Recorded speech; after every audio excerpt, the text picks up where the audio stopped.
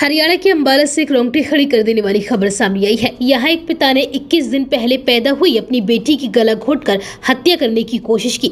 असल में वह बेटा चाहता था, लेकिन पत्नी ने बेटी को जन्म दिया तो वह भड़क उठा और बेटी को मारने की प्लानिंग बनाने लगा। किसी को उसकी साजिश पर शक न हो, इसलिए उसने बच्ची को प्यार करने के बहाने से गोद में उठाया और फिर दोनों हाथों से बेरहमी से उसका गला घोंटने लगा।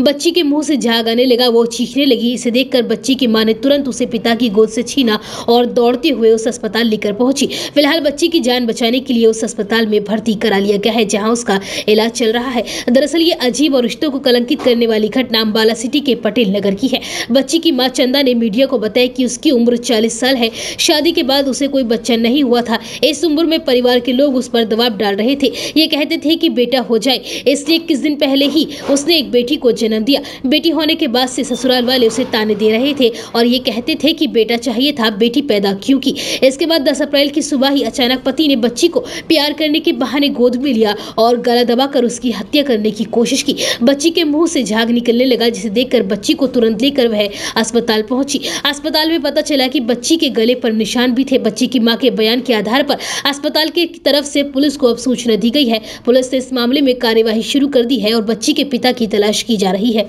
ये पहले कह रहा था, पहले इसकी माँ कह रही थी मुझे बच्चा चाहिए, बच्चा चाहिए। मेरी उम्र 40 साल है, मैं बच्चा नहीं करना चाह रही थी। इसकी माँ मुझे मजबूर करी थी बच्चा पैदा करने के लिए।